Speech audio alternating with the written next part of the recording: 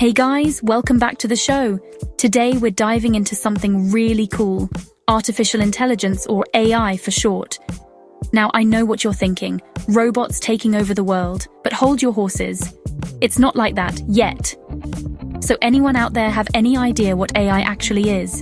Don't be shy. No? Well, imagine a computer program that can learn and think like we do, but way faster.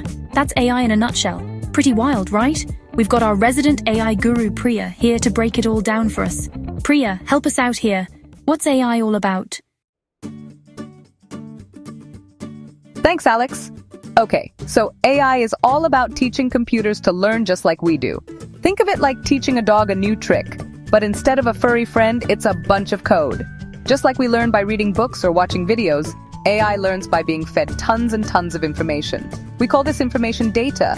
And just like we need practice to get good at something, AI needs to be trained on this data to become a whiz kid. It's like teaching a kid the alphabet. We show them the letter A again and again, and eventually they recognize it anywhere. AI works the same way, but with all sorts of information, not just letters. Right on. So what kind of information are we talking about? What do you feed an AI? Well, Alex, it depends on what we want the AI to learn.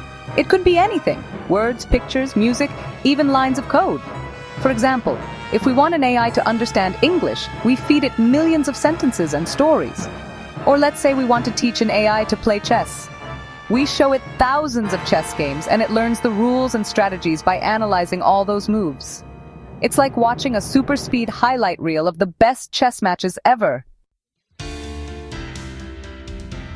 This is blowing my mind. So we've got these AIs gobbling up data like crazy. What happens next? What can they actually do?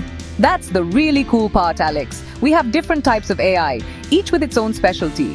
Think of it like a team of superheroes, each with their own unique powers. We've got ChatGPT, the language whiz who can write stories and answer questions like a champ.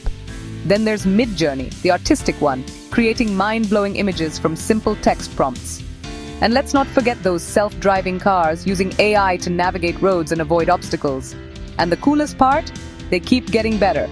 The more data they process and the more feedback they receive, the smarter and more capable they become.